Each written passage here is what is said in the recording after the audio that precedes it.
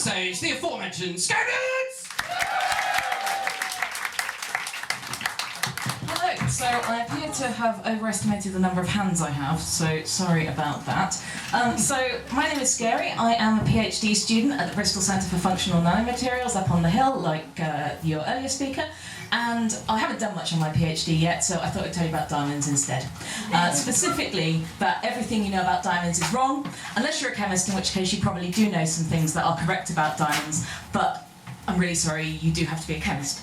So I suggest you spend the next 9 minutes dreaming of an alternate universe in which you were not a chemist and were a squirrel or something lovely like that. So this is carbon.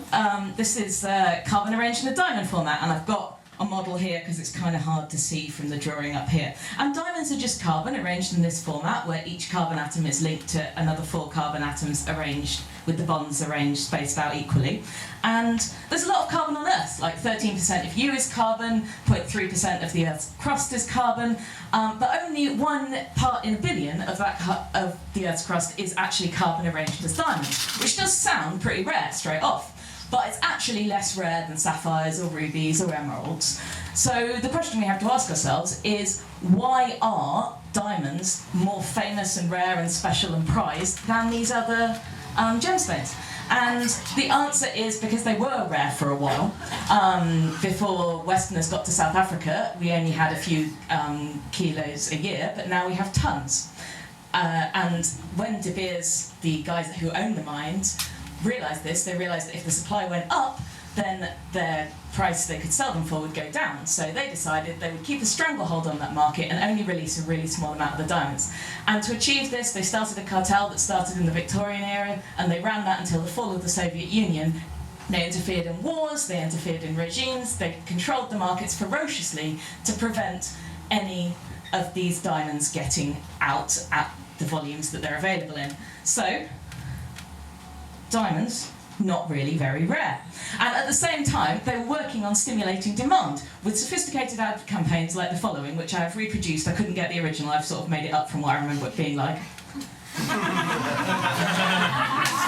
Genuine De Beers ad line saying that men, in order to attain your gender identity, you have to present something big and hard to your partner. That is how subtle this marketing campaign gets. From the people who brought you should spend 2 months of your salary on a diamond ring. Oh, incidentally, we are the people selling diamond rings. Who else would you trust, right? So, they're not that rare. Are they expensive? Well, they kind of don't have to be if you're not controlling the price of them, because we can actually grow them. They're carbon, like I said, carbon's pretty common. If you take some carbon, like some soot or a dead pet or something, and you put it under high temperatures and pressures, like 100 times the pressure of the Earth's atmosphere and about 2,000 degrees, and you have a bit of diamond to start it off, you can turn it into a diamond. And you can do that for a couple of $100, and you can sell them for a couple of $1,000s. You can also make them using chemical reactions, but we won't talk about that because chemists. Also, if Mythbusters has taught me anything, it's that people love explosions. And so this is how the Soviets made diamonds. This is a detonation diamond facility. There are a couple of... Oh, I didn't mean to do that. Sorry, spoilers. There's a couple of people here for scale. Basically, they built a big concrete igloo, set off a ton of TNT in the middle, and there's carbon in the TNT, and when the blast wave comes out, it squashes the air around it to such pressure that they create a sphere of nanodiamonds, which I'm contractually obliged to say are the best kind of diamonds, since I'm being paid to work in nanomaterials by the government. Yes, Soviet nanodiamonds made with explosions, and all of these are very, very cheap. So surprisingly enough, these big companies who've had a stranglehold on the market for so long that they've fought wars over it, have decided to mount a campaign to tell us that only diamonds dug out of the ground really show your affection. You know, I can see some similarities between being buried underground at high pressure for billions of years and then forced out, polished up and used as a social asset. I mean, I can see some similarities, but it's not what I would have gone for myself.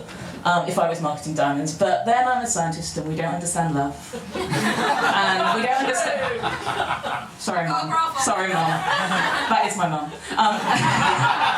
We don't understand social niceties either. We're also not very... Being heckled by my mother, thank you, Mother. We're also...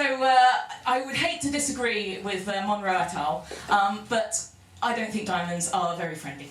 I mean, they are used to fuel some of the lot of diamond mines in places like the Republic of Congo and Angola, and a lot of the profits from the diamond mines are used to fuel their wars. And in these wars, there are a lot of child soldiers, so they're recruiting child soldiers with money from diamonds. So I guess the kids do get out and have an opportunity to make friends and meet people, so I guess that could be a little bit friendly. And diamonds are transparent to infrared radiation, so you can see a friend's heat signatures through them. So that's really nice, and that's why they use them to make the tips of heat-seeking missiles. So when a heat-seeking missile catches sight of you, you see its cute little diamond nose coming towards you as it bounces over to you like an over-enthusiastic exploding metal puppy.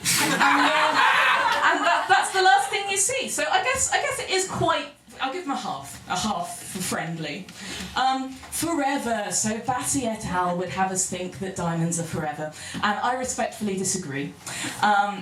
Because, as I said, diamonds are carbon arranged in a particular way, and here we have diamond, and here we have an alternate way of arranging carbon, which is graphite. And you see it's basically layers of chicken wire. And one of these layers would be called graphene, which you may have seen in the papers as some wonderful new technological development that's going to give us a green revolution and be the new electronics revolution and give Manchester its funding for the next 100 years.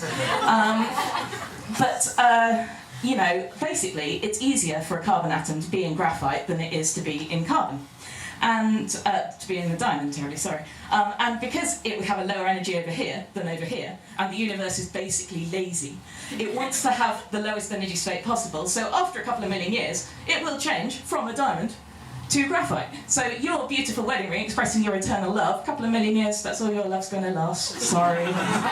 Then you will have nothing but a giant pencil lead. Although if you want to speed it up, you can actually break diamonds with a hammer, which is of course how they cut them in the first place, or you can burn them. So you get them hot enough, get enough oxygen to them, and diamonds will burn. Anton Lavoisier did this with a giant magnifying glass and a tank of liquid oxygen. So if you've got that, you need to get enough oxygen to it, because each carbon molecule needs to find 2 electrons to pair off with to make its carbon dioxide that it breaks up into. But if you can do that, it's a fun project for a holiday. All you need is a tank of liquid oxygen and a relationship you wish to destroy. So diamonds, not very rare, not very expensive unless you do it the hard way, sort of friendly, I guess, not forever, thermodynamically speaking. Are they at least bloody sparkly? So I have some friends at the Bristol Diamond Lab, and they have kindly given me some samples which I'm going to hand around. I would like them back, please, at the end. I hope you will agree these are spectacularly underwhelming. They are guaranteed diamond, they are guaranteed uninteresting. Pass them round and you can get some at the end if you would like. There are more of them. Diamonds everywhere the diamonds. Throw them to the crowd. I'm afraid I cannot on this occasion because science. So what are diamonds good for? A couple of science things really. So you can grow neurons on them and they respond really well to that. There's some guys at the London Centre for Nanotechnology. Who've grown neurons on them and they make a great network. It's a good base for them. So if you want to grow a flat rat brain, do it on a diamond. You can use them as nanolubricants, so they can be the world's smallest ball bearings. You can use them to turn CO2 into fuel, so you can use them as a catalyst where the CO2 hits it and it transforms into something more useful. But we haven't done this yet, as you will have noticed by the fact that global warming is still happening. You could also use them as a holder for the atoms that would hold data in quantum computers. But as you can tell, you will not have noticed any of these things happening yet, because it's all in the far future and it's quite speculative science, the sort of thing you put on a grant application. So I would say, overall, diamonds are made of carbon, but also lies. And I think, really, if you want to find out about materials' properties, you shouldn't be listening to warlords or marketers or singers. Instead, you should listen to random people in pubs holding a microphone.